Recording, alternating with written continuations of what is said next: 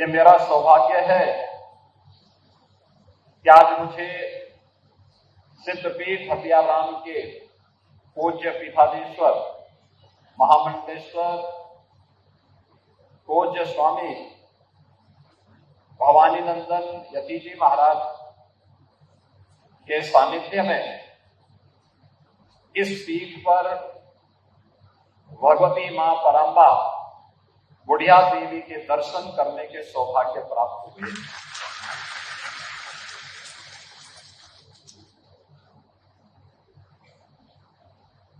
यद्यपि वह आदिशक्ति है,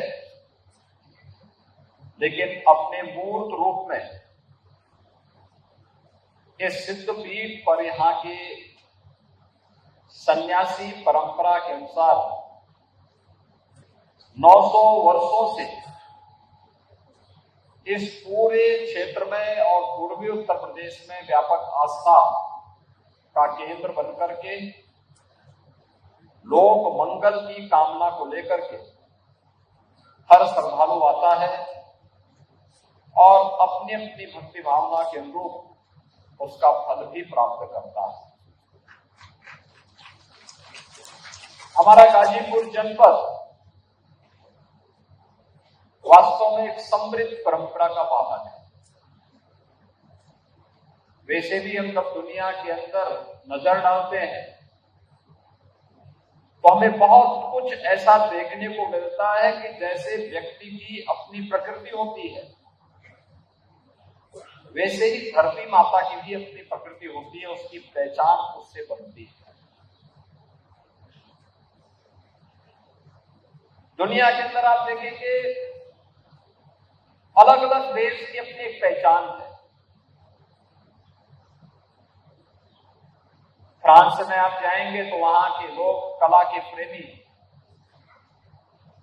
जर्मनी में आप जाएंगे तो एक नवाचार के प्रेमी हैं, ब्रिटेन में आप जाएंगे उन लोगों के मन में व्यावसायिक वृत्ति ज्यादा है। यानी अलग अलग देश में अलग अलग प्रकार की लोगों की प्रकृति है, उसके अनुसार उनकी वृत्ति भी है। लेकिन भारत दुनिया के अंदर अपने उच्च आध्यात्मिक चेतना के लिए जाना जाता है और यही कारण है, आज से नहीं, आप त्रेता युग से देखिए ना, त्रेता युग से आपका ये जनपद आध्यात्मिक चेतना के माध्यम से राष्ट्रीय जागरण का काम कर रहा है। त्रेता युग में जब यही बक्सर में महर्षि विश्वामित्र के यज्ञ में राक्षसों का आतंक बढ़ गया, वह यज्ञ केवल एक कर्मकांड नहीं था, भारत के अनुसंधान के केंद्र बिंदु हमारी यज्ञशालाएं थी।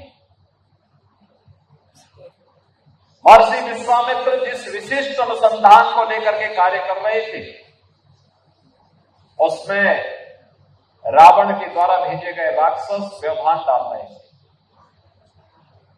मारीच के रूप में, स्वभाव के रूप में, खर और ताड़का के रूप में। तो तब महर्षि विश्वामित्र के बारे में जो बात सामने आती है, और तुलसीदास जी ने जो बहुत अच्छे शब्दों में उसको लिखा है कि गादि तनय मन चिंता व्यापी, हर बिनु मरही न निश्चर पापी। यानी विश्वामित्र ऋषि स्वयं तो मार सकते हैं, लेकिन उनका संकल्प है कि अपनी ऊर्जा को वहां खर्च करने की बजाय अब स्वयं भगवान को सामने ला करके उनकी परीक्षण अब शुरू कर दें, क्योंकि आगे की बड़ी चुनौती है, बड़ी लड़ाई है, उससे कैसे निपटना है, इसके लिए उसका भी साक्षी बना था, उसको नेतृत्व देने वाली धरती कोई पहली बनी थी तो आपका वर्तमान गाजीपुर जनपद बना था। अनेक पूज्य संतों की आध्यात्मिक साधना का केंद्र हमारा ये जनपद रहा है। और इस जनपद में 900 वर्ष पूर्व यहां पर सन्यासियों की जो परंपरा प्रारंभ हुई, इस परंपरा में एक बड़ी लंबी श्रृंखला भवानी नंदन यति जी महाराज के पूर्व उनके पूज्य गुरुदेव पूज्यपाद महामंडलेश्वर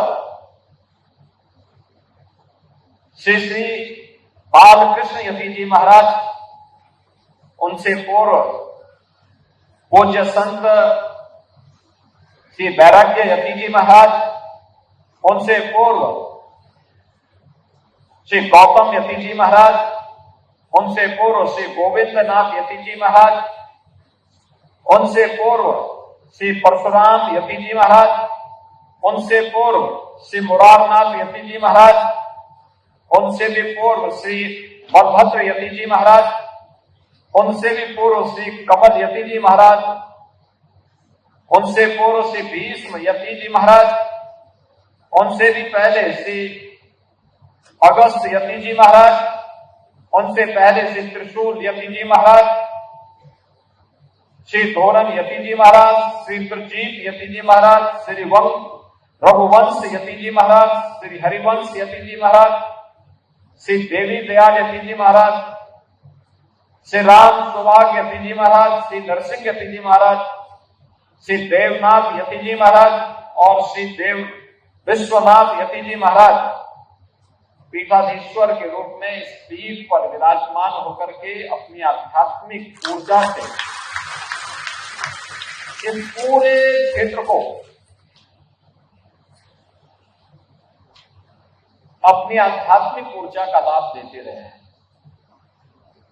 और उसी आध्यात्मिक परंपरा में आज के महामंडलेश्वर पूज्य स्वामी श्री भवानी नंदन यति जी महाराज इस पूरे क्षेत्र में अपनी आध्यात्मिक ऊर्जा से आलोकित करते हुए यहाँ पे लोक मंगल की कामना के साथ कार्य करते हैं।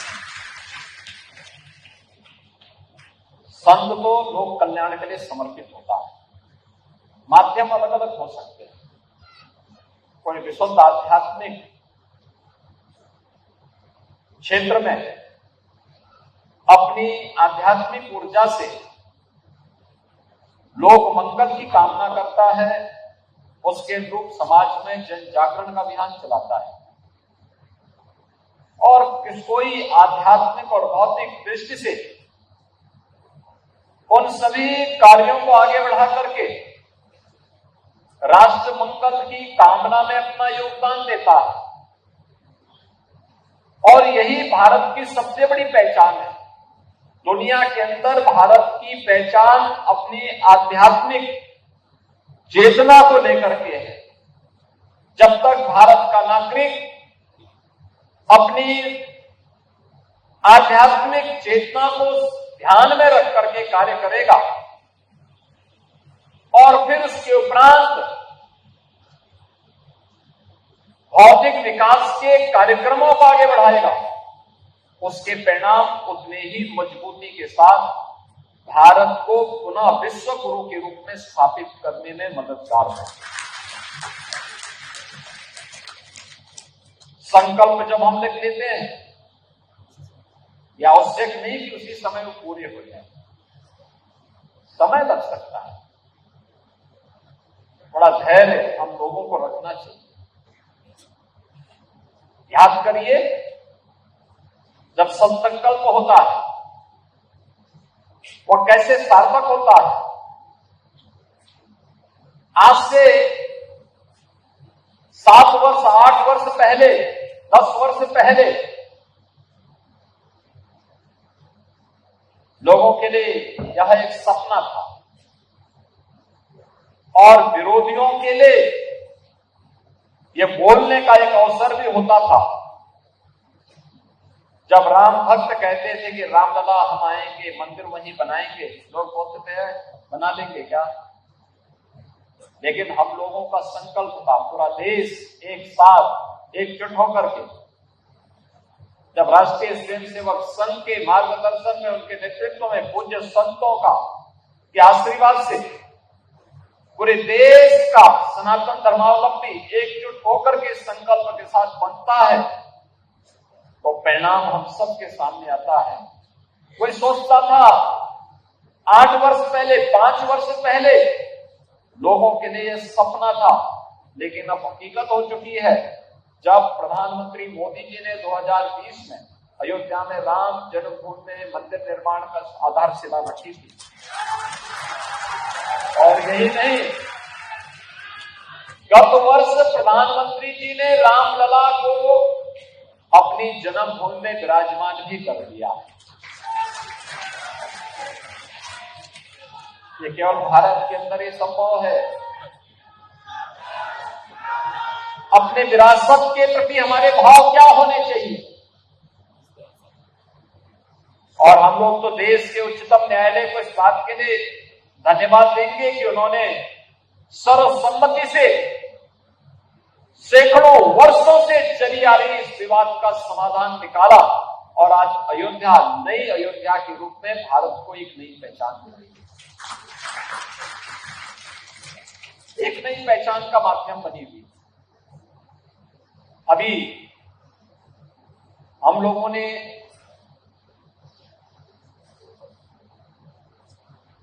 गत सप्ताह ही अयोध्या में दक्षिण भारत के 3 पूज्य संतों की प्रतिमाओं को वहां पे स्थापित किया। दक्षिण भारत में जिन्होंने अपना पूरा जीवन राम की भक्ति के लिए समर्पित किया था, ये सभी पूज्य संत 13वीं शताब्दी से लेकर के 18वीं शताब्दी के अंदर दक्षिण भारत में, तमिलनाडु में, कर्नाटक में, आंध्र प्रदेश में इन्होंने राम भक्ति का प्रचार प्रसार किया और लगातार वहां कार्य करते रहे। इससे पहले अयोध्या में 4 वहां पर अपना पूरा जीवन राम भक्ति के लिए समर्पित करने वाली, भगवान राम की सर्वाधिक भजन गाने वाली लता मंगेशकर जी के नाम पर हम लोगों ने एक चौक का निर्माण किया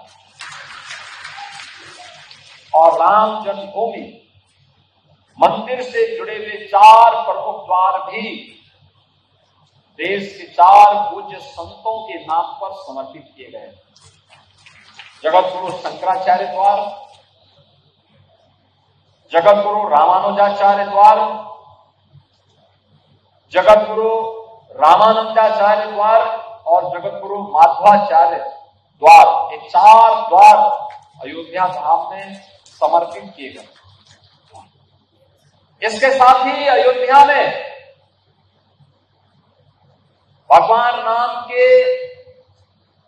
पूरे अभियान के साथ जुड़े हुए पूज्य संतों के लिए ऋषि परंपरा के प्रति कृतज्ञता ज्ञापित करते हुए अयोध्या के इंटरनेशनल एयरपोर्ट का नामकरण महर्षि वाल्मीकि के नाम पर,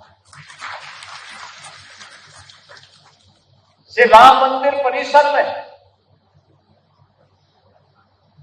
सप्त ऋषियों की जिन प्रतिमाओं का और उनके मंदिर बनाने का कार्यक्रम चल रहा है, उसमें महर्षि वाल्मीकि भी है और संत तुलसीदास जी भी। इसके साथ ही वहां पे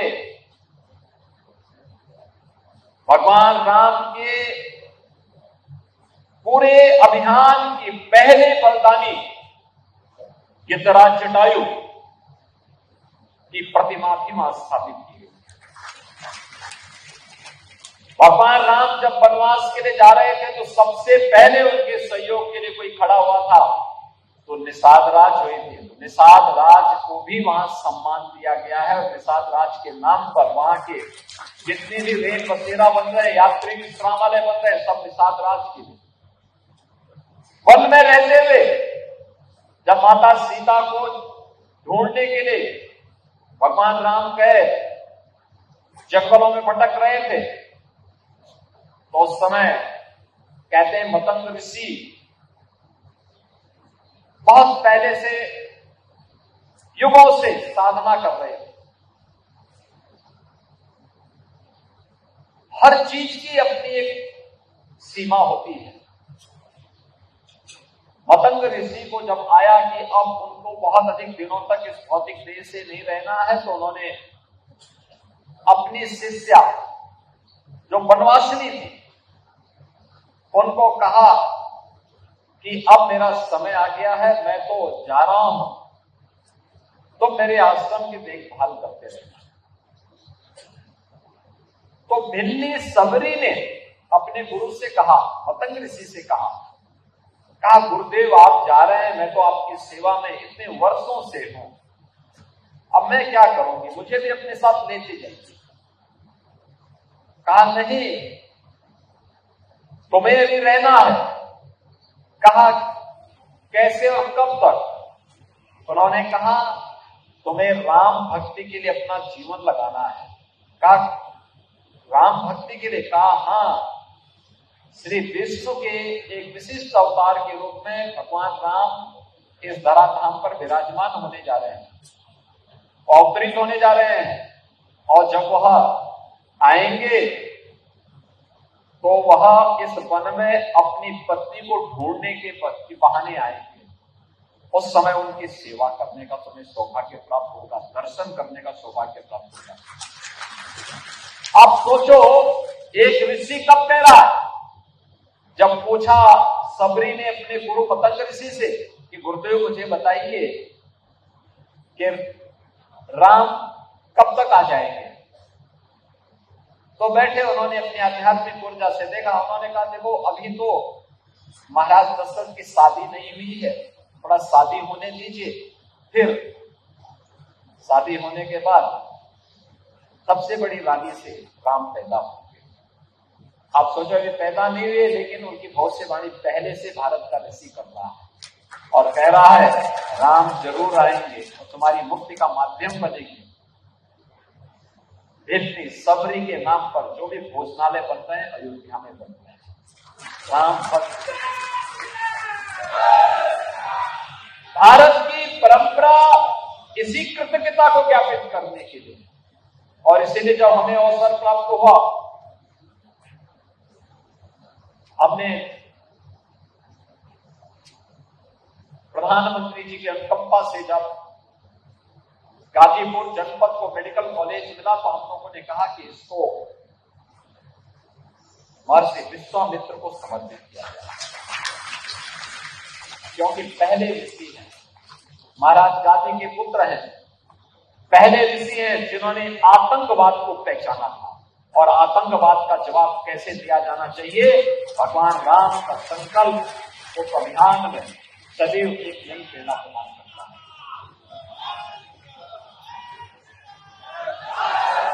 हम लोगों का एक संकल्प है, हम लोग इस बात को मानते हैं कि ये केवल मंदिर, ये मठ, ये मंदिर, ये पीठ केवल हमारे कर्मकांड और उपासना विधि के माध्यम नहीं है,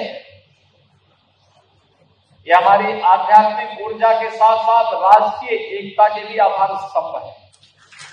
देश को एकता के सूत्र में बांधने के माध्यम भी। जब समाज में जाति के नाम पर बांटने की दुष्प्रचार किया जा रहा हो, दुष्प्रवृत्ति पैदा हुई हो,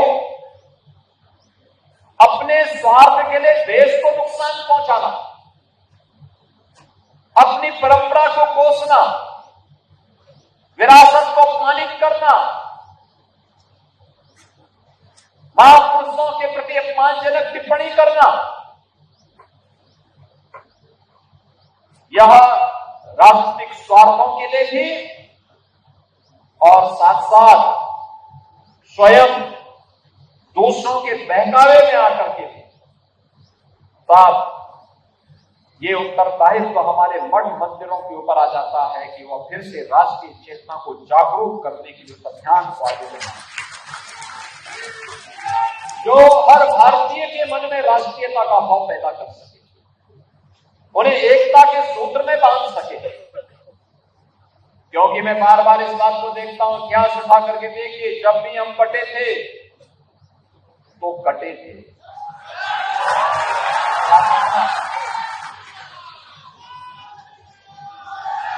एक थे तो नेक थे। अभी यहां पर हम लोग मंच पर हर भारतीय के मन में भारतीयता का भाव आना चाहिए। हम लोगों ने अभी मंच में वीर अब्दुल हमीद के परिवार के सदस्यों को सम्मानित किया। भारत का परमवीर चक्र भारत माता के उस सपूत को प्राप्त हुआ जिन्होंने 1965 के युद्ध में दुश्मन देश पाकिस्तान को नागों चली चबाने में भारत माता के पुत्र के रूप में दायित्व का निर्वहन।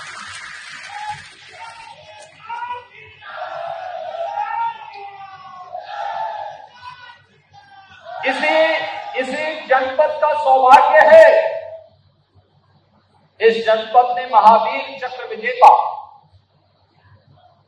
पांडित जी के परिवार के सदस्यों को भी अभी हमने मंच से सम्मानित किया। और देश के अंदर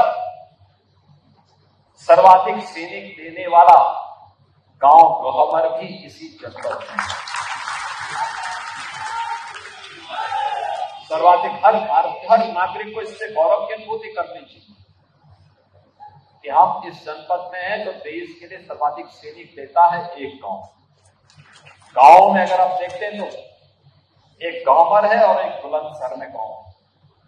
बहनों और भाइयों, ये हमारा राष्ट्रीय दायित्व बनता है और उस दायित्व के लिए हम लोग हमेशा भगवान श्री कृष्ण की इस वाणी को, उनके उस उपदेश को अपने जीवन का हिस्सा मानते हैं कि परित्राणाय साधूनाम विनाशाय च दुष्कृताम्। सज्जनों का हर हाल में संरक्षण होना चाहिए। इसके लिए विकास के कार्य भी होने चाहिए। मठ मंदिरों के पुनरुद्धार के लिए भी सहयोग किया जाना चाहिए। अपने पूज्य संतों की, ऋषि मुनियों की परंपरा पर गौरव की अनुभूति करते हुए उस क्षेत्र के विकास में भी सरकार कुछ योगदान दे सकती है तो हमारा गौरव होता है। संस्कृत के शिक्षा के प्रचार प्रसार में योगदान देने के लिए सरकार पूरी प्रतिबद्धता के साथ कार्य कर रही है, लेकिन साथ साथ अपराध और अपराधियों, माफिया और माफिया प्रवृत्ति के तत्वों के लिए जीरो टॉलरेंस की नीति के तहत भी कार्य करने का कार्य सरकार कर रही है, क्योंकि इसके बगैर कुछ नहीं हो सकता। क्योंकि यही तो भगवान राम और भगवान कृष्ण की शिक्षा। अच्छा कोई भी करे उसका समर्थन करिए, हर प्रकार से इसे आगे बढ़ाने के लिए प्रेरित करिए।